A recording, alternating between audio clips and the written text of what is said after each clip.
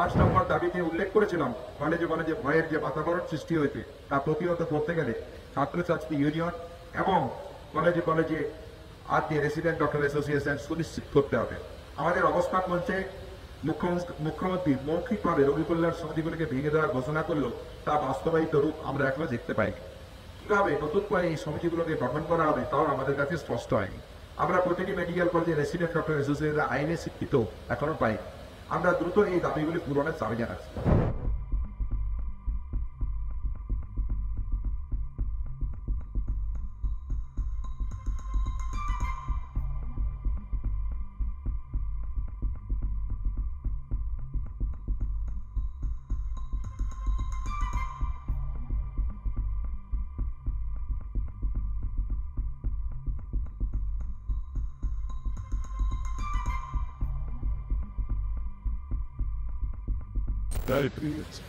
আজ আমাদের অনুশীলন অতিবাহিত হয়েছে।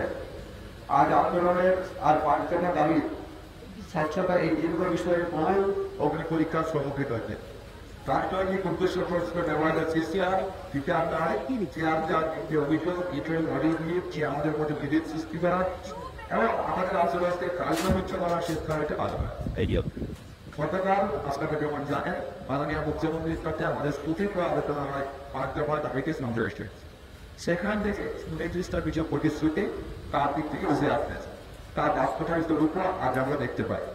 আমরা খুব স্পষ্ট জানিয়েছি আমরা ন্যায় বিচারের প্রতি যে মামলাগুলি সমালোচ হচ্ছে এবং যার জন্য জাস্টিস শাস্ত্রে এতটা জন্য হচ্ছে ঠিক সেই কারণে আমরা সিটি ডিসিপি বিভাগ ডিসিপি সেন্ট্রাল ডিএসএইচ এবং ডিএডি এই সরকারের বিরুদ্ধে পদক্ষেপের দাবি রেখেছিলাম।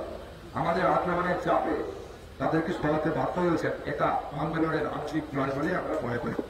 কিন্তু প্রিন্সিপাল সেক্রেটারি বসেছে কোনো সিদ্ধান্ত এই মিটিংয়ে নেওয়া হয় না। মুখ্যমন্ত্রী পদার্থ মৌখিক আশ্বাস দিলেও এ সম্বন্ধে কোনো পদক্ষেপ নেওয়া এখন আমরা দেখতে পাই। সুরক্ষা বিষয়ে রাজ্যের সমস্ত পদক্ষেপ আর সত্যির করে বস্তু দিতে হবে।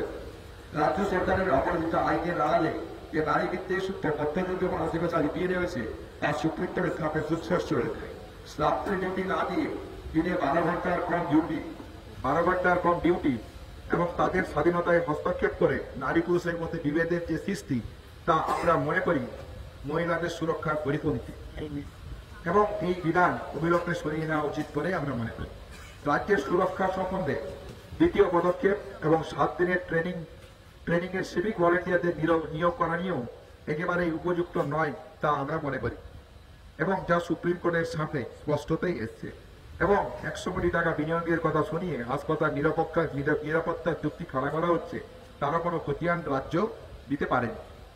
আমরা আমাদের 4 নম্বর দাবিতে আগেই বলেছিলাম রোগী স্বাস্থ্য তথা স্বাস্থ্য পরিষেবা সুনিশ্চিত না করা গেলে শুধুমাত্র নিরাপত্তা বাড়িয়ে হাসপাতালগুলিতে ডাক্তার নার্স স্বাস্থ্যকর্মীদের সুরক্ষা সুনিশ্চিত করা সম্ভব নয়।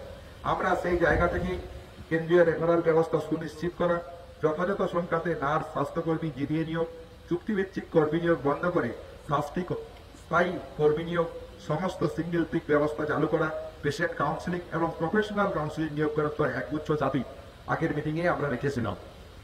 হাসপাতালগুলিতে বেড নিয়ে দুর্নীতি, জীবনদায়ী ওষুধ পাওয়ার যে সমস্যা সাধারণ মানুষকে নিত্যদিন এগুলির সম্মুখীন হতে হয়। আমরা সুরাহা চাই এই সমস্ত সমস্যা, নিরাপত্তা সহ এই সমস্ত দাবিগুলিকে সমস্ত সরকারি হাসপাতাল এবং মেডিকেল কলেজগুলিতে লাগু করার জন্য আমরা কলেজ ভিত্তিক টাস্ক ফোর্স গঠনের দাবি রেখেছিলাম মুখ্যমন্ত্রীর কাছে। অথচ এই বিষয়ে আরো আলোচনা প্রয়োজন আছে বলে এই গুরুত্বপূর্ণ বিষয়টিকে শুধুমাত্র একটি রাজ্য স্তরের টাস্ক ফোর্স গঠনের আশ্বাস আমরা পেয়েছি। কি করে এই দাবিগুলো পূরণ হবে, কিভাবে টাস্ক ফোর্স মেডিকেল কলেজ এবং হাসপাতালগুলি বিভিন্ন স্তরে প্রয়োজনীয় রদবদল ঘটাবে তা এখনো আমাদের কাছে অস্পষ্ট। আমরা চাই অবিলম্বে মুখ্যমন্ত্রীর প্রতিশ্রুতি অনুযায়ী রাজ্যভিত্তিক টাস্ক ফোর্স গঠন করার নোটিশ জারি করা হোক এবং তত্ত্বাবধানে প্রতিটি মেডিকেল কলেজ হাসপাতাল স্তরে কলেজ ভিত্তিক টাস্ক ফোর্স গঠন করার এবং তাদের জুনিয়র ডাক্তারদের যথাযথ প্রতিনিধিত্ব প্রয়োজন। আমরা 5 নম্বর দাবিতে উল্লেখ করেছিলাম কলেজে কলেজে ভয়ের যে বাতাবরণ সৃষ্টি হয়েছে তা প্রতিহত করতে গেলে ছাত্রছাত্রী ইউনিয়ন এবং কলেজে কলেজে রেসিডেন্ট ডক্টর অ্যাসোসিয়েশন সুনিশ্চিত করতে হবে। আমাদের অবস্থান মঞ্চে মুখ্যমন্ত্রী মৌখিকভাবে রোগী কল্যাণ সমিতিগুলিকে ভেঙে দেওয়ার ঘোষণা করলেও তা বাস্তবায়িত রূপ আমরা এখনো দেখতে পাই। কিভাবে নতুন করে এই সমিতিগুলোকে গঠন করা হবে তাও আমাদের কাছে স্পষ্ট হয়নি। আমরা প্রতিটি মেডিকেল কলেজে রেসিডেন্ট ডক্টর অ্যাসোসিয়েশনের আইনে স্বীকৃত এখনো পাই। আমরা দ্রুত এই দাবিগুলি পূরণের দাবি জানাচ্ছি।